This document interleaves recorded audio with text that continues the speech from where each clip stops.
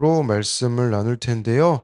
이렇게 제목을 잡은 것은요, 오늘 말씀에 보면 예수님의 제자라면 우리가 필요한 삶의 자세들이 나오기 때문입니다. 그런데요, 이것들을 보면요, 다 내 마음으로는 할 수 없는 일들이거든요. 그렇기에 우리가 참 주님의 도우심을 이렇게 날마다 필요로 해야 되고, 그럴 때에 이것이 가능해진다라는 것을 좀 볼 텐데요.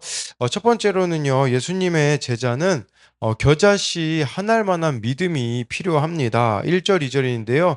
예수께서 제자들에게 이르시되 실족하게 하는 것이 없을 수는 없으나 그렇게 하게 하는 자에게는 화로다.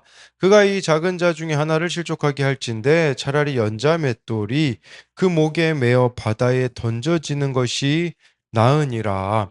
1절에 보니까요, 예수님께서는요, 제자들에게 여러분, 우리가 제자들이 사람이 다 완벽할 수가 없지 않겠습니까? 누군가에겐 우리를 실족하게 하는 일이 있을 수 있죠. 우리가 뭐 말로 실수하기도 하고요. 행동으로 실수하기도 하고요. 그리고 여러분 생각해 보십시오. 대부분 지금 교회를 떠나 있는 사람들이 있지 않습니까?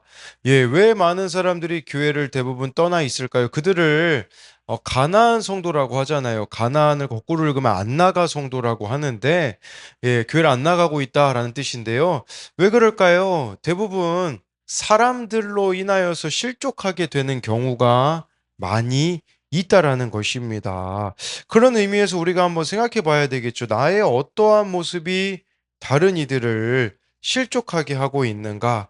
나는 어떤 말로 누군가를 실족하게 하고 있는가를, 예, 우리가 생각해 봐야 되는 거겠죠.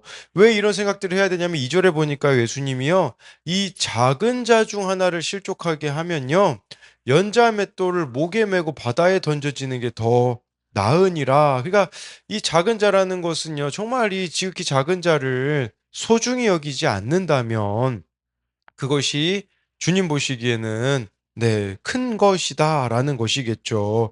그렇다면요, 여러분, 우리가 누군가가 예수님 믿는데 이렇게 실족하게 하는 것이 무엇이 있을까요? 그것은 바로 여러분들이 나의 기준과 생각을 가지고 상대방을 바라보면 실족시킬 수가 있습니다. 저는 오늘 말씀을 이렇게 묵상하다가 그 떠오르는 사람이 있었는데, 누구냐면 이런 마라톤에 보면요, 페이스메이커라는 사람이 있습니다. 페이스메이커는 뭐냐면요, 이 마라톤 선수가 다 자기 기록이 있거든요. 뭐 나는 1km를 몇 분 몇 초에 뛴다. 그럼 페이스메이커가요, 그렇게 뛰는 사람이 있어요. 그럼 그 사람을 따라서 뛰면 기록이 늘게 되어지는 거겠죠. 그러니까 그 페이스메이커의 역할은요, 빠르게 달리는 것도 아니고 느리게 달리는 것도 아니고 상대방이 정한 거기에 맞춰서 계속 달리는 게 페이스메이커거든요.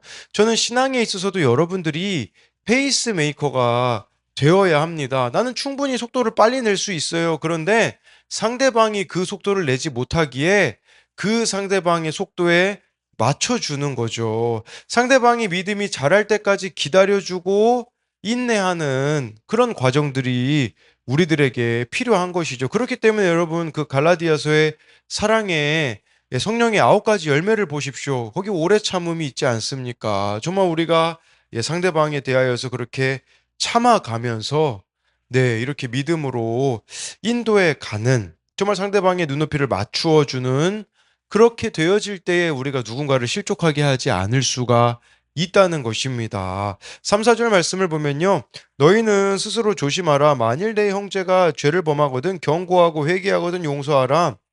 만일 하루에 7번이라도 내게 죄를 짓고 7번 내게 돌아와 내가 회개하노라 하거든 너는 용서하라 하시더라. 예, 그래서요, 예, 스스로 조심하라고 하시면서 예수님이요, 3절에 형제가 죄를 범하거든 경고하고 회개하거든 용서하라고, 네, 말씀해 주고 있습니다. 이 죄 짓는 형제를요, 여기서 꾸짖으라는 것은요, 죄 짓는 것을 내버려 둠으로 실족하게 버려두지 말라는 것이에요. 그러니까요, 여러분, 여기서 우리가 누군가를 또 실족하게 할 수 있는 것은 뭐냐면 무관심이라는 부분을 볼 수 있겠죠. 그러니까 우리가 누군가에 대해서 무관심하면요, 예, 그 상대방이 뭐 어떤 행동을 하든지 상관이 없지 않습니까? 그렇게 하지 말라고 말씀해 주고 있는 것이에요. 그런데요, 여러분, 우리를 진짜 불편하게 하는 건 사실 4절입니다. 이런 만일 하루에 7번이라도 내게 죄를 짓는다면, 유대인들은요, 3번 정도까지는 용서해 주라고 했는데요. 예, 근데 그 3번이 뭐 하루 만에 짓는 것은 아니었었거든요. 근데 예수님은요, 7번이라도 나에게 죄를 지은 사람에 대하여서 그 사람이 회개하면요, 용서해 주라고 하는데요. 이 7번이라는 말은요, 계속 반복해서라는 의미가 있어요. 왜냐하면 숫자 7이 완전수이기 때문에요. 그러니까 그냥 단지 7번만을 말하는 게 아니라, 여러분, 우리들에게요, 누군가를 향하여서 무제한의 용서를 해야 된다라는 것이죠. 이거 솔직히 불편한 거 아니겠습니까? 무제한적으로 어떻게 우리가 누군가를 용서할 수가 있겠습니까? 그러다 보니까 제자들이 이 예수님의 말씀이 불편했던 것 같아요. 너무 어려운 일이라고 생각했던 것 같습니다. 그래서 그 반응이 5절, 6절에 보면 나옵니다. 사도들이 주께 여짜오되 우리에게 믿음을 더하소서 하니 주께서 이르시되 너희에게 겨자씨 안할 만한 믿음이 있었더라면 이 뽕나무더러 뿌리가 뽑혀 바다에 심기어라 하였을 것이요 그것이 너희에게 순종하였으리라. 갑자기 사도들이요, 우리에게 믿음을 더하소서 이렇게 말해주고 있어요. 이게 무슨 말이냐면 그 누군가를 끊임없이 용서하는 게요, 이게 너무 어려운 일이었던 거죠. 그러니까 큰 믿음을 가진 사람들만이 그렇게 할 수 있다라고 이 사도들이 생각했기 때문에 우리는 못합니다, 이렇게 말한 거라고 볼 수 있어요. 근데 예수님께서는 뭐라고 이야기하시냐면, 아니다, 너희에게 겨자씨 하나 할 만한 믿음이 있으면 가능한 일이다라고 말씀해 주고 있는 것이에요. 이것은요, 우리가 막 믿음이 크고 대단해야지만 용서할 수 있는 게 아니라 지극히 작은 믿음이라도, 여러분, 그 믿음이 진실하다면, 참되다면 얼마든지 용서할 수 있다고 말씀하시는 거겠죠. 저는 그런 의미에서 여러분, 우리 겨자씨 하나 할 만한 믿음이 무엇일까를 생각해 봤을 때, 날마다, 예, 이렇게 말씀으로 내 마음을 조금씩 바꾸어 가는 것이라는 생각이 듭니다. 그게 날마다 말씀 묵상으로 내 마음을 조금씩 바꾸어 갈 때에 그때마다 찾아오는 사람들을 용서하고 사랑할 수 있게 되어집니다. 예, 그래서 말씀을 우선시하는 구원의 가치관으로만 우리가 상대방을 끝없이 사랑하고 용납할 수 있다는 것입니다. 제가 어제 어느 청년을 만났는데요, 새롭게 우리 교회 나오는. 근데 그 가정사를 들으니 참 어려운 상황 가운데 있었다라는 생각이 들더라고요. 그런데 제가 그 청년을 공감해 줄 수도 있었고, 어떤 마음이었을지를 충분히, 예, 이렇게 헤아릴 수가 있었습니다. 왜 그러냐면 지금까지 저를 거쳐갔던 청소년, 청년들이 그 삶의 범위 아래 그 청년의 문제가 있었기 때문이거든요. 예, 저로서는 이전에는 막 이런 문제들 저런 문제들 감당할 수 없는 문제들이 얼마나 많이 있었습니까? 그러나 그거 하나하나를 경험함으로써 정말 그 청년을 이해하게 되어지는 것을 보면서, 그때그때마다의 나의 이 작은 순종, 뭐 제가 할 수 있었던 순종이 뭐겠습니까? 그냥 저를 찾아왔을 때 만나주는 그 순종들이 아니었겠습니까? 그런 것이겠죠. 여러분, 이처럼 우리가 자그마한 이 순종으로 나아갈 때에, 예, 누군가를 용서할 수 있고 헤아릴 수 있게 되어진다라는 것입니다. 그래서 이것에 대한 두 가지 적용은요, 누군가를 실족하게 한 일이 있습니까? 그렇다면 어떻게 돌이켜야겠습니까? 정말 여러분들이 누군가를 이렇게 실족하게 한 일이 있다면, 네, 어떻게 그 부분에 있어서 새롭게 시작해야 될지를 묻는 것이고요. 내가 하루에 7번이라도 용서해야 할 사람은 누구입니까? 그를 용서하고자 해야 할 일은 무엇입니까? 정말 여러분들에게 용서가 되어지지 않고 있는 사람이 있다면 누군지를 묻는 것입니다. 두 번째로는요, 예수님의 제자는 자신이 100% 죄인임을 알아야 합니다. 7절부터 10절인데요. 너희 중 누구에게 밭을 갈거나 양을 치거나 한 종이 있어 밭에서 돌아오면 그더러 곧 와 앉아서 먹으라 말할 자가 있느냐? 도리어 그더러 내 먹을 것을 준비하고 띠를 띠고 내가 먹고 마시는 동안에 수종 들고 너는 그 후에 먹고 마시라 하지 않겠느냐. 명한 대로 하였다고 종에게 감사하겠느냐. 이와 같이 너희도 명령받은 것을 다 행한 후에 이르기를 우리는 무익한 종이라 우리가 하여야 한 일을 한 것뿐이니라 할지니라. 예, 예수님께서는요. 종을 이렇게 또 비유로 말씀하세요. 이러면 어떤 집에 종이 있습니다. 그 종은요, 주인이 시키는 일을 당연히 해야 되죠. 고된 노동을 하고 하루 해가 넘어갈 무렵 종이 주인의 집으로 돌아오는데, 그런 종에게 어서 와서 식탁에 앉아라 말할 주인이 없죠. 오히려 그 종에게 너는 내가 먹을 것을 준비해라. 내가 먹고 마시는 동안에 너는 나의 시중을 들고 그 뒤에 먹고 마시라 하지 않겠느냐라고 물으시는 거예요, 예수님이요. 이게 무슨 말이냐면요. 우리가 종이잖아요, 예수님의 종. 종은요, 두 가지가 없어야 된다라는 의미가 될 수 있어요. 첫 번째는 뭐냐면요. 보상 심리가 없어야 된다라는 거예요.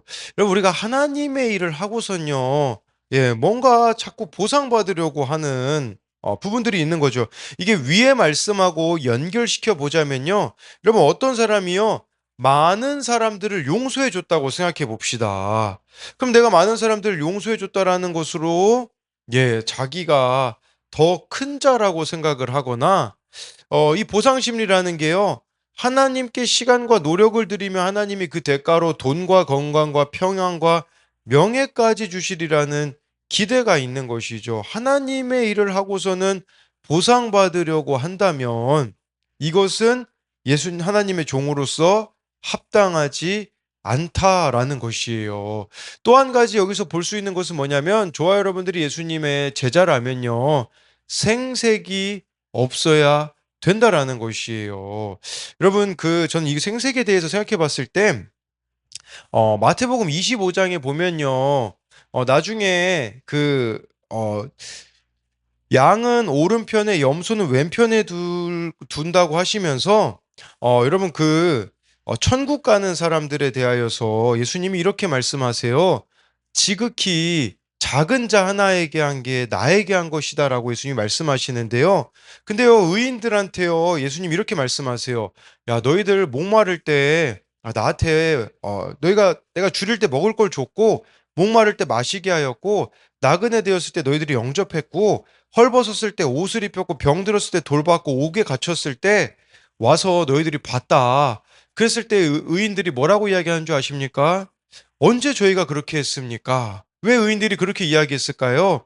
의인들에게는요, 그 일들이 당연한 일들이었기 때문이에요. 그러니까 생색이 없었던 거죠. 마땅히 해야 될 일이라고 여겼기 때문에 그게 그에게는 특별한 일이 아니었다라는 거죠. 다시 이 말씀으로 가져오자면 정말 저와 여러분들이 취해야 될 태도는 10절에 나와 있는 것처럼요.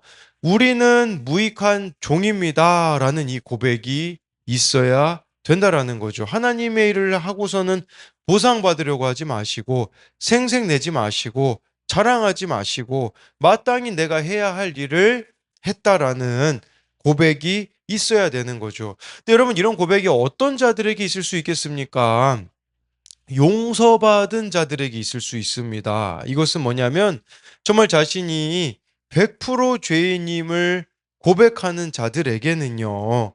예, 이렇게 생색을 내지 않는 삶이 되어질 수 있다라는 거죠. 예, 하나님이 자신을 얼마든지 부리셔도 은혜 입은 종인 것을 알기 때문에 예, 보상받지 않은 하나님만이 나의 상급이기 때문에 보상이 필요가 없는 것이겠죠. 또 자신이 무익한 종임을 알고 이렇게 교만과 생색을 부리지 않는 자가 되어져야 된다라는 것을. 그러니까 오늘 이 말씀에 나와 있는 것은 마땅히 제자들이 해야 될 일인 거죠. 그 내용들이 여러분들이 알다시피 1절에서 4절에 나와 있는 내용들을 보면 이것은 예수님의 제자이기 때문에 마땅히 해야 될 일이다라고 고백하는 그런 우리들이 되어야 합니다. 이것에 대해서 두 가지 적용 질문은요. 성도로서 내가 남을 섬기고 있는 일은 무엇입니까? 그 일을 하면서 사람들의 인정을 바라거나 생색을 내지는 않습니까? 또는 억지로 하고 있지는 않습니까? 또 한 가지는요, 하나님 나라를 위해 섬길 수 있는 것만으로도 만족하고 감사합니까? 정말 저와 여러분들이 하나님께 쓰임 받고 있는 것만으로 만족하고 감사하는지를 묻는 질문입니다. 기도하겠습니다. 살아계신 하나님, 오늘 말씀에 예수님의 제자라면 누군가를 실족하게 하지 말아야 된다라고 말씀해 주고 있습니다. 우리가 얼마나 실수가 많은 자들인지 모릅니다. 그런데 정말 우리가 하나님 앞에 나아갔을 때에 나의 실수를 인정하게 하시고 뿐만 아니라 정말 내가 잘못을 저지른 자를 찾아가서 정말 용서를 구하고 한 영혼이 하나님 앞에 돌아올 수 있는 걸림돌이 아니라 디딤돌이 되어질 수 있도록 은혜를 베풀어 주옵소서. 또한 내 마음으로는 용서할 수 없는 사람들이 너무나 많습니다. 그러나 오늘 말씀에서 예수님께서는 하루에 7번이라도 죄를 지은 자에 대하여서 용서하라고 하는데, 이것은 정말 내 마음으로 할 수 없는 일이기에 주님의 마음을 구하며 성령의 도우심으로 그렇게 되어질 수 있도록 은혜를 베풀어 주옵소서. 우리에게 필요한 것은 겨자씨하날 만한 믿음입니다. 이 겨자씨하날 만한 믿음이 뭐겠습니까? 오늘 주시는 말씀, 오늘 드리는 기도가 아니겠습니까? 정말 그렇게 주님과의 교제 가운데 나아갈 때에 적용해야 될 그 한 가지를, 순종해야 될 그 한 가지를 실천할 수 있도록 은혜 베풀어 주옵시고, 뿐만 아니라 그렇게 적용하며 순종하며 나아갈 때 정말 저는 무익한 종입니다, 마땅히 해야 될 일을 했습니다라는 고백이 나오게 하여 주옵소서. 정말 말씀에 순종하며 살아가는 것이 생색이나 자랑이나 보상 심리를 가지고 오는 것이 아니라 정말 나를 구원해 주신 그 주님의 구원의 은혜에 감격하여 정말 100% 죄인임을 고백하며 나아갈 때에 어떤 잡음이 우리들의 인생에 나오지 않을 수 있도록 은혜 베풀어 주실 것을 믿으며 살아계신 예수님 이름으로 기도드립니다. 아멘.